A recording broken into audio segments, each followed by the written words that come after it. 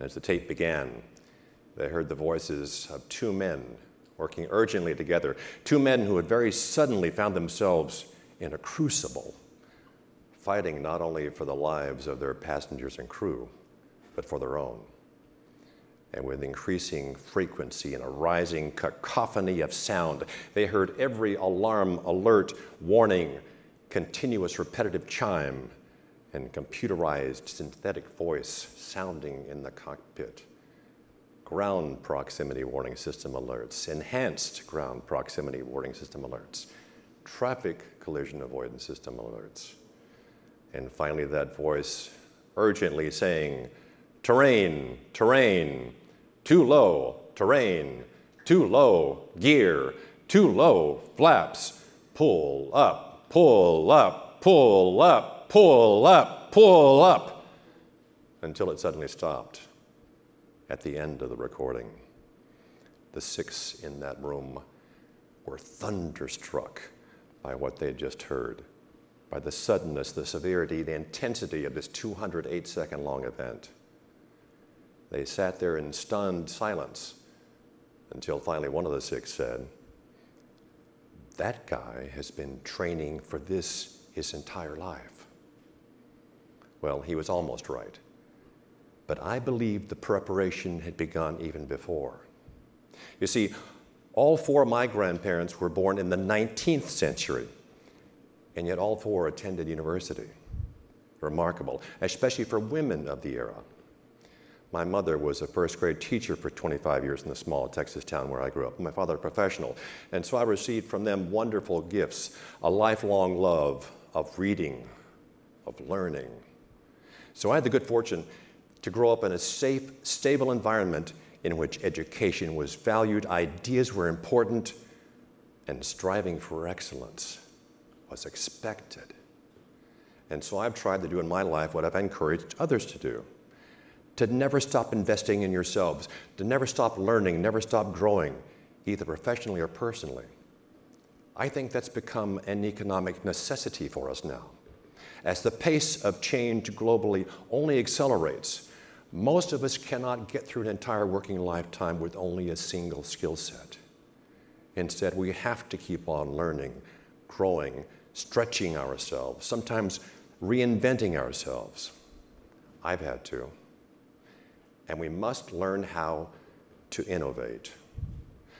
My favorite definition of innovation is actually a very simple one. It is to change before you're forced to, by competition, by regulation, or by circumstance. And the more and quicker that you're able to change, the more it can become a competitive advantage. The better you're able to turn adversity into opportunity.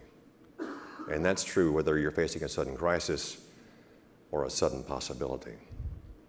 My parents also were of what we consider now to be the greatest generation, I think with good reason.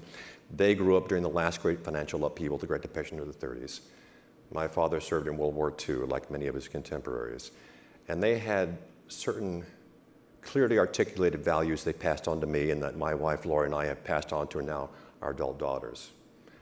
A sense of civic duty, of service above self, and a willingness to share our society's sacrifices.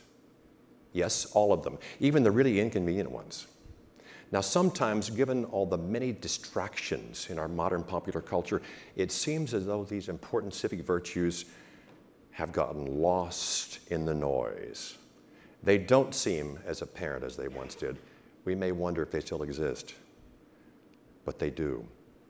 And not only did I learn them from my grandparents and my parents, but I began to learn them in earnest through direct object lessons the very first day I began basic training at the U.S. Air Force Academy in 1969.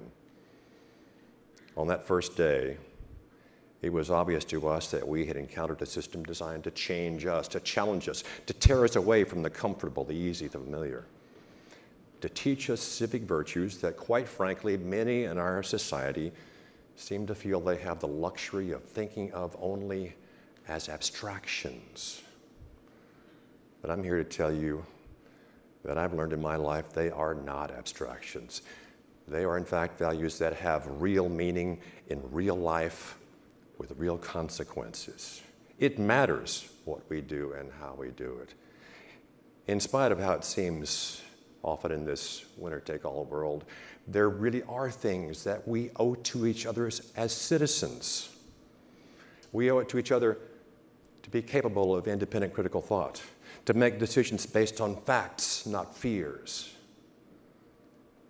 And one of the things of which I'm most proud is that my wife, Lori, and I have raised two smart, strong, dedicated women who have integrity and compassion and empathy to take out into the world with them.